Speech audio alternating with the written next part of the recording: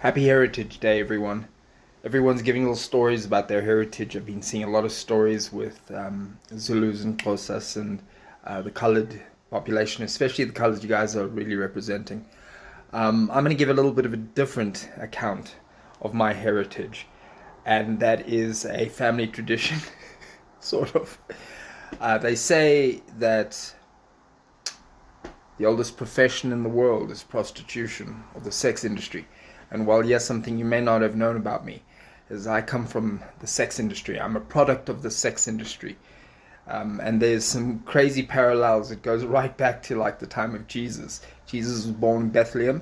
Well, it turns out my mother was born in Bethlehem, in a little town in the Free State, in the Orange Free State in South Africa.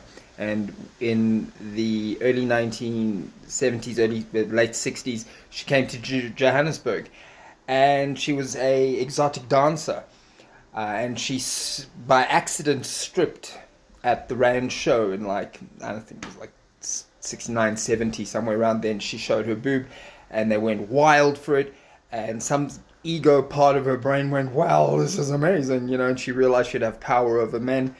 And she became a very, very, very, very famous, notorious stripper. She toured around the country with Glenda Kemp, who had the snakes, and my mom used fire.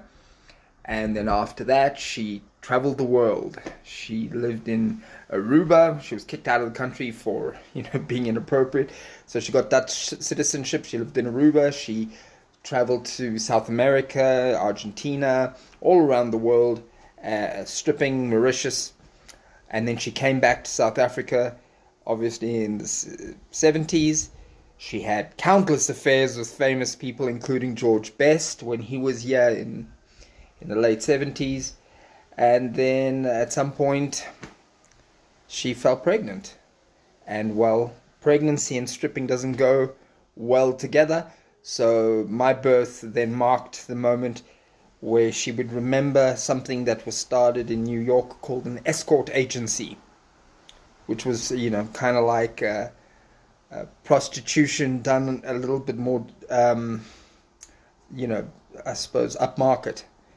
And she created an escort agency, and she had several of them in Johannesburg, in Hillbrow, and that's where I was born and raised in the 1980s. So here's to all the the sex workers of the 1970s and 80s and 90s of Johannesburg and around the world.